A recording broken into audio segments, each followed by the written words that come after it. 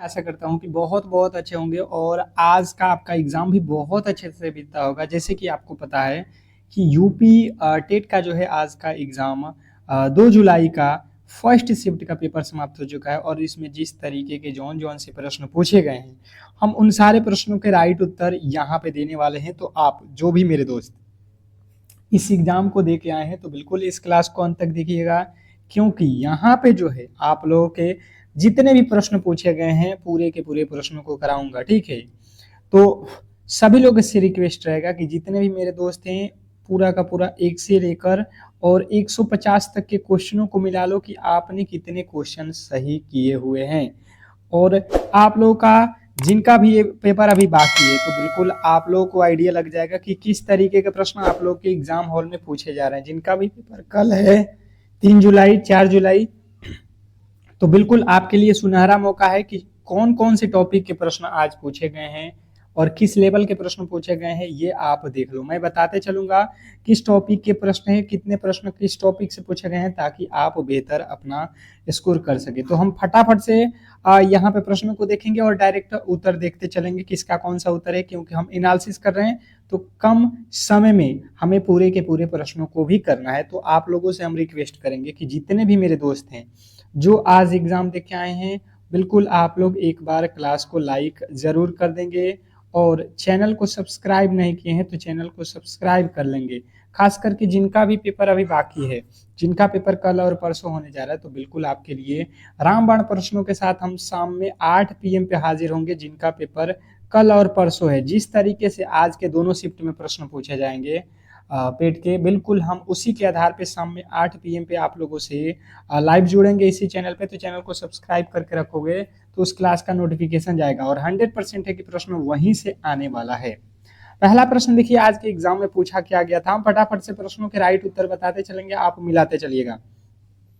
Progressive education के जनक कौन माने जाते हैं, जिन्होंने लर्निंग बाय डूइंग पर सबसे अधिक बल दिया? ये प्रश्न आप लोगों से पूछा गया था क्वेश्चन नंबर पहला में। और पहला नंबर प्रश्न के राइट उत्तर जो भी मेरे दोस्त यहाँ पे बता के आए हैं कि जो है जॉन डीवी, जॉन डीवी जो है आपके बिल्कुल सही उत्तर था। अगर आपने भी ऑप्शन नंबर सी को ही लगा के आए हैं तो आपका भी बिल्कुल सही और सटीक उत्तर था। नेक्स्ट प्रश्न आप देखेंगे, आपको हम फटाफट से उत्तर बताते चलेंगे। देखिए क्योंकि समय कम है और प्रश्नों की संख्या काफी ज्यादा है, ठीक है। अगला प्रश्न कह रहा है कि जीन पियाजे के संज्ञात्मक विकास सिद्धांत के अनुसार किस अवस्था में बच्चा वस्तु स्थायित्व का गुण प्रदर्शित करने लगता है? जीन पियाजे के संज्ञात्मक विकास सिद्धांत के अनुसार किस अवस्था में बच्चा वस्तु अस्थायित्व का गुण प्रदर्शित करने लगता है? तो जितने भी मेरे दोस्त बताए हैं ऑप्शन नंबर ए लगा के आए हैं, जितने भी मेरे दोस्त संवेदी गामक अवस्था, उनके बिल्कुल राइट उत्तर था ऑप्शन नंबर ए। नेक्स्ट प्रश्न आप लोगों से देखिए क्या पूछा गया था। अगला प्रश्न आपसे पूछा था क्वेश्चन नंबर तीसरा, कोहलर के अपना प्रसिद्ध जो है अधिगम का सिद्धांत किस जीव पर प्रयोग करके दिया था और इस सिद्धांत को किस नाम से जाना जाता है? क्वेश्चन नंबर तीसरा नंबर प्रश्न जो है आप लोगों के सामने पूछा गया था और इसके जो भी मेरे दोस्त राइट उत्तर बता के आए हैं, सुल्तान नामक चिंपैंजी पर अंतर्दृष्टि या सूझ का जो है सिद्धांत बिल्कुल राइट उत्तर है ऑप्शन नंबर बी। नेक्स्ट प्रश्न आप लोगों से पूछा गया था, देखिएगा पूछा था कि चिपको आंदोलन की शुरुआत 1973 में उत्तराखंड के चमोली जिले में किसके नेतृत्व में हुई थी? क्वेश्चन आपके सामने पूछा गया था चौथे नंबर प्रश्न के जो राइट उत्तर है ये आप लोगों ने क्या बताया है, ये आप कमेंट बॉक्स में मेरे साथ बता सकते हो। तो देखिए चिपको आंदोलन जो था ये 1973 में हुआ था और उत्तराखंड के चमोली में हुआ था, ठीक है। तो इसका जो नेतृत्व था ये कौन किए थे, आपको याद रखना है Sunderlal Bahuguna. Option number C जो है आपके बिल्कुल सही और सटीक उत्तर है। नेक्स्ट प्रश्न आपके सामने देखिए पूछा गया था, क्वेश्चन नंबर 5वां, वायुमंडल की किस परत में मौसम संबंधित सभी घटनाएं जैसे कि बादल बनना, वर्षा होना, कोहरा घटित होती है, और यह जो है सबसे निचली परत है। क्वेश्चन नंबर 5, 5वें नंबर प्रश्न के राइट उत्तर जो भी मेरे दोस्त बताए हैं क्षोभ मंडल, उनके बिल्कुल राइट उत्तर है जिन्होंने ऑप्शन नंबर बी को लगा के आए हैं। नेक्स्ट प्रश्न आप लोगों के सामने है, और मैं फिर कह रहा हूं कि जितने भी मेरे दोस्त हैं जो पेट का एग्जाम देने वाले हैं, यूपी पेट का, तो बिल्कुल आप लोगों के पास समय कम है, और मैं आप लोगों से रिक्वेस्ट करूंगा कि शाम वाली क्लास जो आज के दोनों शिफ्टों में प्रश्न पूछे जाएंगे बिल्कुल उससे बाहर नहीं आएगा। कल उसी तरीके के प्रश्न आएंगे, उन्हीं चैप्टरों से उन्हीं तरीके के प्रश्न आएंगे। तो शाम में 8 PM पे आपके लिए सुनहरा मौका है कि आप जिस तरीके से प्रश्न पूछा जा रहा है, जिन टॉपिकों से पूछा जा रहा है, हम उसको कवर करा रहे हैं बिल्कुल, तो आप उस क्लास को जरूर ही देख लें। तो अभी से आप चैनल को सब्सक्राइब करके रखोगे तो उस क्लास की नोटिफिकेशन बिल्कुल मिल जाएगा, ठीक है। देखिए अगला प्रश्न पूछा गया था कि निम्नलिखित में से कौन सा जैव निम्नीकरणीय प्रदूषक या अपशिष्ट है जो प्रकृति में आसानी से नष्ट हो जाता है। क्वेश्चन नंबर 6, छठे नंबर प्रश्न के जो राइट उत्तर है जो भी मेरे दोस्त यहाँ पे बता के आए हैं, घरेलू कचरा या फल सब्जियों के छिलके, बिल्कुल आपके राइट उत्तर है ऑप्शन नंबर सी। नेक्स्ट प्रश्न आप लोगों से पूछा गया था, कवि शब्द का सही और शुद्ध स्त्रीलिंग रूप निम्नलिखित में से कौन सा है। कवि का जो है सही स्त्रीलिंग रूप आप लोगों से पूछा गया था, वर्तनी की दृष्टि से आप यहाँ पे बताने की कोशिश करेंगे सभी लोग। तो देखिए जिन्होंने भी लगा के आए हैं कवित्री ऑप्शन नंबर बी वाला, ये बिल्कुल सही उत्तर था। ऑप्शन नंबर बी आपका सही और सटीक उत्तर था। अगर आपने ऑप्शन नंबर बी लगाए हैं तो आपका बिल्कुल सही उत्तर है। नेक्स्ट प्रश्न आप लोगों से पूछा गया था, गुल्लर का फूल होना इस किस प्रसिद्ध मुहावरे का सही अर्थ क्या है। गुल्लर का फूल होना, ये जो मुहावरा ये जो है इसका प्रसिद्ध मुहावरे का अर्थ क्या होता है। गुल्लर का फूल होना बहुत बहुत इंपॉर्टेंट है, बताने की कोशिश करेंगे। क्वेश्चन नंबर 8 क्या लगा के आए हैं, तो जिन्होंने बताया है दुर्लभ वस्तु होना या कभी भी दिखाई न देना, बिल्कुल ये सही उत्तर है ऑप्शन नंबर सी। नेक्स्ट प्रश्न आपके सामने है, अगला प्रश्न आप लोगों से पूछा गया था, अलंकार शब्द में किस उपसर्ग का प्रयोग हुआ है और इसका सही संधि विच्छेद क्या होगा। पूछा गया है अलंकार शब्द में किस उपसर्ग का प्रयोग हुआ है और किसका सही संधि विच्छेद, इसका सही संधि विच्छेद क्या होगा अलंकार का। तो अलंकार का अगर आपसे बात किया जाए तो अलम प्लस कार, यहाँ पे जो बिंदु है ऊपर वो हमेशा म में चेंज होता है, ये आपको ध्यान देना है, ठीक है। नेक्स्ट प्रश्न आपके सामने देखिए गणित का प्रश्न पूछा गया था कि यदि दो संख्याओं का महत्तम समापवर्तक 11 है और लघुत्तम समापवर्तक 693 है, यदि इनमें से एक संख्या 77 है तो दूसरी संख्या क्या है। मैंने आप लोगों को इस तरीके के प्रश्न क्लास में पढ़ाया था और बिल्कुल वैसे ही प्रश्न पूछे गए हैं आपके एग्जाम हॉल में जैसे मैंने आप लोगों को क्लासेज में बताया था। जो हमसे पढ़े थे वो तो बिल्कुल बहुत बेहतर स्कोर करके आए हैं। तो मैंने आपको फॉर्मूला बताया था कि HCF गुणे LCM, यही तो बताया था, बराबर पहली संख्या और गुणे दूसरी संख्या, यही तो बताया था आप लोगों से। यहाँ पे कह रहा है कि HCF 11 है और LCM कितना है 693, बराबर पहली संख्या 77 है तो दूसरी संख्या हमें पता नहीं है, यही तो बताना था। अब यहाँ से देख लो 11 सत्ते 77, फिर 7 के पहाड़े में ये कट जाएगा, 7 के पहाड़े में 7 9 63, कितना बचा 6, 7 9 63, अर्थात वह दूसरी संख्या जो है 99 है। ऑप्शन नंबर अगर आपने बी को चुना है तो ये बिल्कुल सही और सटीक उत्तर है।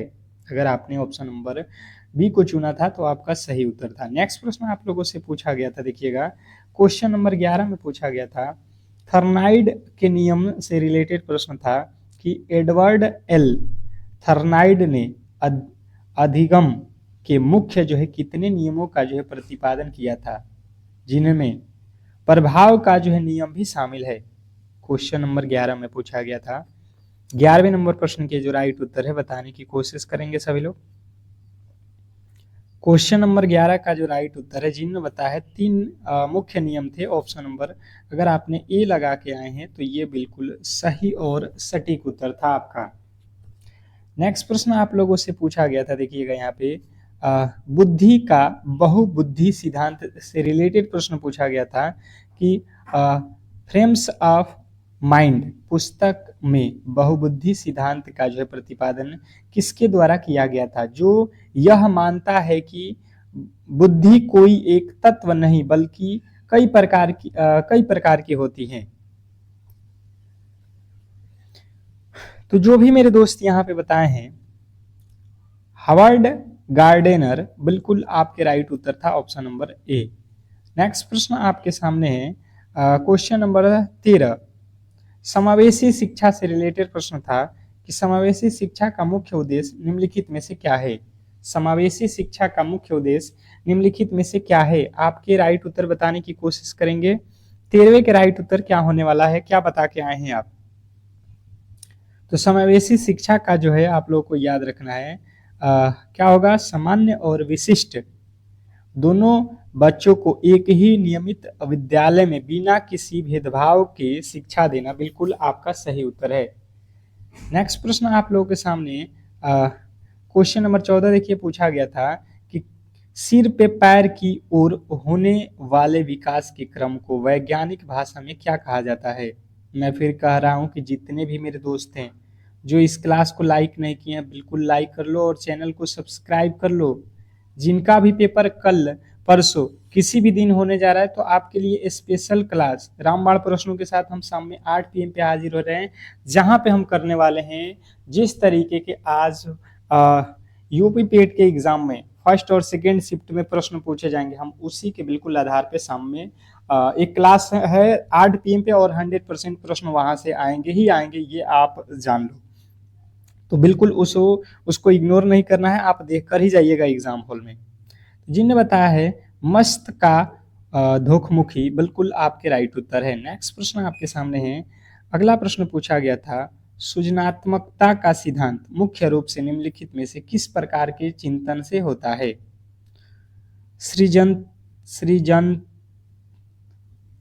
सृजनात्मक का सिद्धांत मुख्य रूप से निम्नलिखित में से किस प्रकार के चिंतन से होता है। तो ये तो अपसारी चिंतन से होता है। ऑप्शन नंबर अगर आपने भी बी को लगा के आए हैं तो ये बिल्कुल सही उत्तर था। नेक्स्ट प्रश्न आप लोगों से पूछा गया था किसी खाद्य श्रृंखला में शाकाहारी जीव किस स्तर के उपभोक्ता के अंतर्गत आते हैं। किसी खाद्य श्रृंखला में शाकाहारी जीव किस स्तर के उपभोक्ता के अंतर्गत आते हैं। तो जो भी मेरे दोस्त बता रहे हैं यहाँ पे कि जो है प्राथमिक उपभोक्ता के अंतर्गत, ऑप्शन नंबर बी आपके बिल्कुल सही उत्तर है। नेक्स्ट प्रश्न आप लोगों के सामने पूछा गया था यहाँ पे भारत सरकार द्वारा पर्यावरण और वन्यजीव संरक्षण के क्षेत्र में दिया जाने वाला सबसे प्रतिष्ठित राष्ट्रीय पुरस्कार कौन सा है, बताइएगा। क्वेश्चन नंबर 17 में पूछा गया था, क्या होने वाला है, आपने क्या लगाया है। 17वें नंबर प्रश्न के जो राइट उत्तर है, जिन्होंने बताया है अमृता देवी बिश्नोई पुरस्कार, बिल्कुल राइट उत्तर है, ऑप्शन नंबर बी। अगला प्रश्न आप लोगों से पूछा था यहाँ पे प्रदूषण और रोग से रिलेटेड, जापान की मिनामाता खाड़ी में औद्योगिक कचरे के बहने से वहां के लोगों में एक तंत्रिका संबंधी रोग फैल गया था। यह रोग पानी में किस धातु के प्रदूषण के कारण होता था। क्वेश्चन आपके सामने है क्वेश्चन नंबर 18। 18वें नंबर प्रश्न के जो राइट उत्तर है, जिन्होंने बताया है पारा या मरकरी, ऑप्शन नंबर सी आपका बिल्कुल सही उत्तर है। नेक्स्ट प्रश्न आपके सामने पूछा गया था ओजोन परत के संरक्षण के लिए वर्ष 1987 में हस्ताक्षरित किया गया प्रसिद्ध जो है अंतर्राष्ट्रीय समझौता कौन सा है। क्वेश्चन नंबर 19वें नंबर प्रश्न के राइट उत्तर आप लोगों के क्या होने वाला है, क्या आप लोग लगाए हैं, बताएंगे कमेंट बॉक्स में। तो जिन्होंने बताया है मॉन्ट्रियल प्रोटोकॉल, ये बिल्कुल सही उत्तर है ऑप्शन नंबर बी। नेक्स्ट प्रश्न आप लोगों के सामने पूछा था कि जो है किस नदी को उसके अत्यधिक प्रदूषण और कचरे के कारण भारत में जैविक मरुस्थल की संज्ञा दी गई है? बताएंगे क्वेश्चन नंबर 20। किस नदी को उसके अत्यधिक प्रदूषण और कचरे के कारण भारत में जैविक मरुस्थल संज्ञा दी गई है? तो जिन्होंने बताया है यहाँ पे दामोदर नदी, उनके बिल्कुल राइट उत्तर है ऑप्शन नंबर बी। नेक्स्ट प्रश्न आपके सामने देखिएगा पूछा गया था, विभक्तस रस का जो है अस्थाई भाव निम्नलिखित में से कौन सा है? ये हिंदी का प्रश्न आप लोगों से पूछा गया था।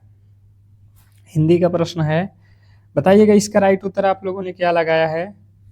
तो जिन्होंने लगा के आए हैं जुगुप्सा या घृणा, बिल्कुल आपका सही उत्तर है ऑप्शन नंबर बी। अगर आपने भी ऑप्शन नंबर बी को ही चुना है तो बिल्कुल सही उत्तर था। नेक्स्ट प्रश्न आप लोगों से पूछा था समास से रिलेटेड कि चौराहा शब्द में कौन सा समास है, जो इसका सही विग्रह क्या होगा?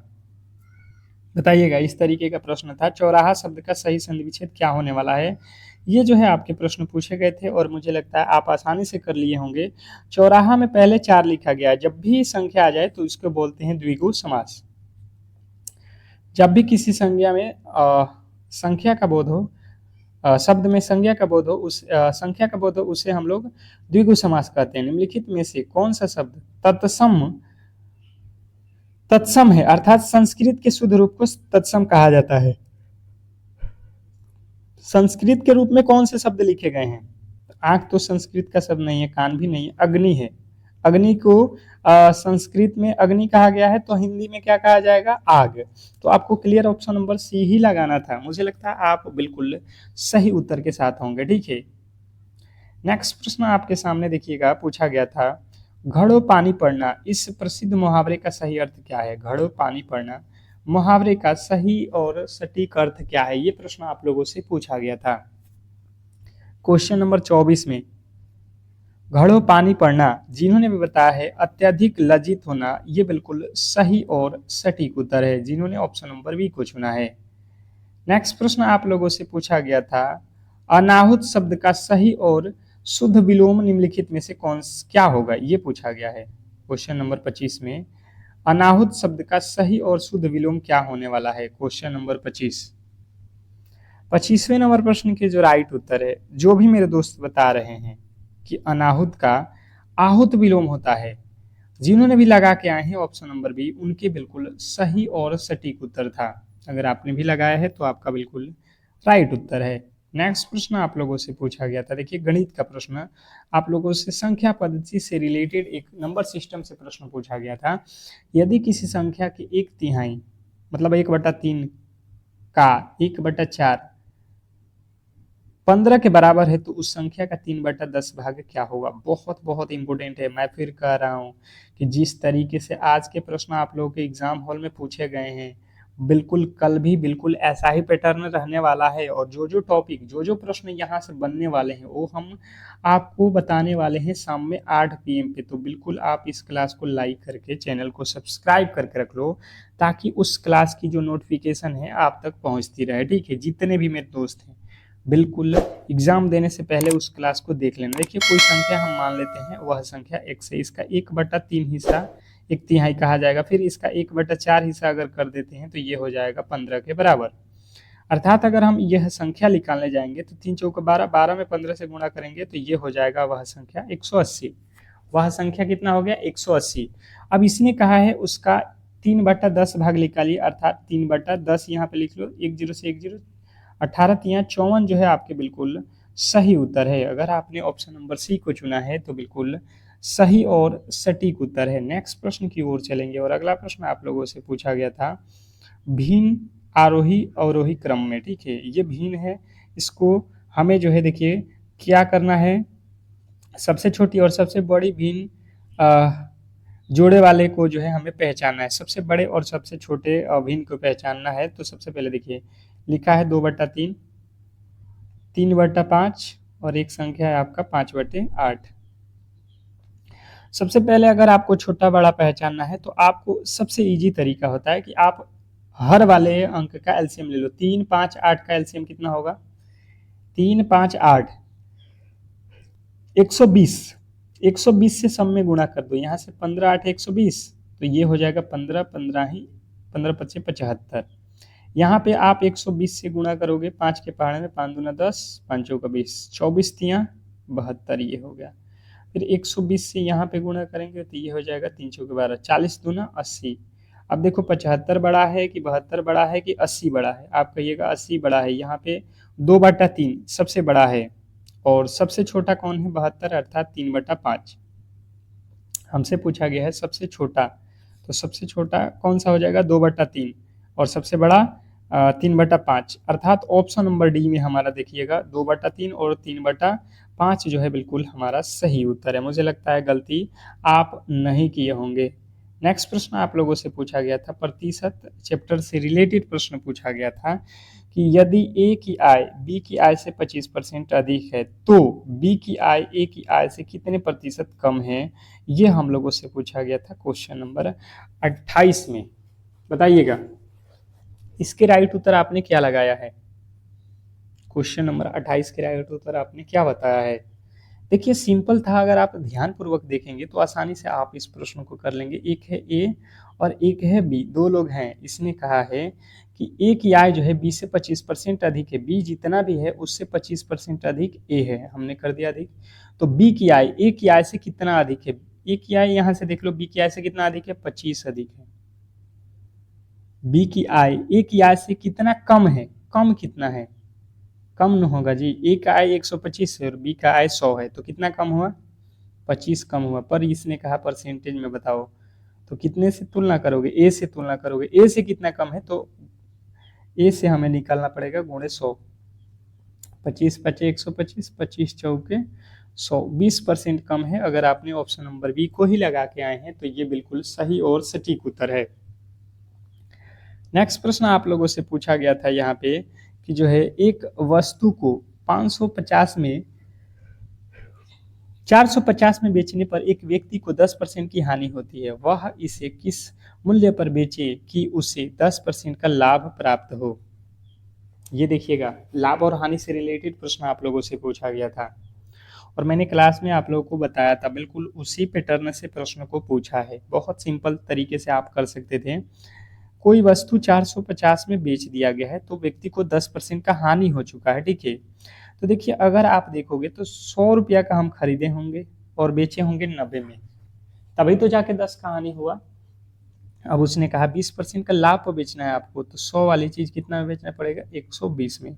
ये 2 जीरो से ये 2 जीरो कट जाएगा, 9 के पहाड़े में 9 पचे 45, 5 से 20 में गुणा करेंगे 120 में तो 12 पचे 60, 600 रुपया जो है आपके बिल्कुल सही उत्तर है। अगर आपने ऑप्शन नंबर सी को चुना है तो ये बिल्कुल सही और सटीक उत्तर है। नेक्स्ट प्रश्न की ओर चलेंगे और अगला प्रश्न आपके सामने देखिए पूछा गया था यहाँ पे महत्तम समापवर्तक से रिलेटेड प्रश्न आप लोगों से पूछा गया था कि 2/3, 4/5 और 6/7 का महत्तम समापवर्तक क्या होने वाला है? महत्तम निकालना है, अर्थात HCF कह रहा है, ठीक है। तो बट्टा के ऊपर HCF निकालोगे और नीचे वाले का LCM निकाल लेना, बस आपका राइट उत्तर हो जाएगा। जब भी जो पूछे, अगर LCM पूछता है तो आपको बट्टा के ऊपर LCM निकालना है और बट्टा के नीचे वाले को HCF निकालना है। जो पूछेगा वो बट्टा के ऊपर निकालना है, ठीक है, मतलब अंश का, और हर में जो नहीं पूछा है उसको निकालना है। तो हम निकालेंगे 2, 4, 6 का क्या चीज? HCF कितना होता है? तो आप कहिएगा इसका HCF हो जाएगा 2, क्योंकि 2 के पहाड़े में ये सभी कट जाते हैं तो 2 हो जाएगा। बटा LCM कितना हो जाएगा? 3 5 15, 15 7 105। ये बिल्कुल राइट उत्तर है, ऑप्शन नंबर ए। नेक्स्ट प्रश्न आपके सामने देखिए पूछा गया था कि यदि 15 कलमों का मूल्य 180 रुपया है तो यदि ऐसे ही 25 कलमों का मूल्य कितना होगा? ये प्रश्न आप लोगों से पूछा गया था, सबसे इजी प्रश्न था ये और आप लोगों ने अच्छे से कर लिया होगा। और अगर 15 पेन है तो आपको कितने रुपये देने पड़ेंगे? 180। तो एक पेन का अगर कीमत आप निकालने जाओगे तो ये कितना हो जाएगा? 15 गुणे 12 रुपया हुआ। इसने कहा भाई साहब आपको 25 कलम अगर खरीदने हैं तो कितने रुपया देना पड़ेगा? तो 25 गुणे 12 हो जाएगा। कितना हो जाएगा, 12×5 = 60 और 12×2 = 24, 36। 300 रुपये आपको देने पड़ेंगे। ऑप्शन नंबर बी जो है हमारा बिल्कुल सही और सटीक उत्तर है। मुझे लगता है गलती की गुंजाइश किसी भी एंगल से नहीं होने वाला है आपसे, ठीक है। नेक्स्ट प्रश्न आप लोगों से पूछा गया था, देखिए पूछा था कि एक त्रिभुज के दो कोण क्रमशः 45 और 75 डिग्री है, त्रिभुज के तीसरे कोण का मान क्या होने वाला है। इस तरीके के प्रश्न आप लोगों से पूछा गया था। तो मैंने आप लोगों को बताया है कि त्रिभुज के 3 जो कोण होते हैं, मान लेते हैं कि एक कोण ए है और दूसरा कोण बी है और तीसरा कोण सी है। इन तीनों कोणों का योग जो होता है, ये तीनों कोण मिला के 180 डिग्री ही होंगे। त्रिभुज के तीनों कोणों का योग 180। इसने कहा है कि त्रिभुज में दो कोण है हमारे पास, 45 डिग्री पहला मान लेते हैं और दूसरा 75 मान लेते हैं, और तीसरा वाला हमें पता नहीं है, यही तो निकालना है। हम क्या करेंगे कि सी का वैल्यू निकालने जाएंगे तो 180, और ये दोनों इधर प्लस में है तो इधर जाएंगे तो माइनस में हो जाएंगे, अर्थात ये कितना हो जाएगा, 7×4 = 11 और 12, 180 में से घटाएंगे तो ये हो जाएगा 60, अर्थात तीसरा जो कोण है हमारा 60 डिग्री का है। Option number B. अगर आपने भी ऑप्शन नंबर बी ही लगा के आए हैं तो बिल्कुल सही उत्तर था। तो इस तरीके से देखिए जितने भी प्रश्न हैं अभी तो हम लोगों ने यहाँ पे सॉल्व किया, मिल गया है। अब जो बचे हुए प्रश्न हम जस्ट इसके बाद वाले क्लास में आप लोगों को करा रहे हैं, तो बिल्कुल आप लोगों से हम रिक्वेस्ट करेंगे कि आप क्लास को लाइक करके चैनल को सब्सक्राइब करके रखो।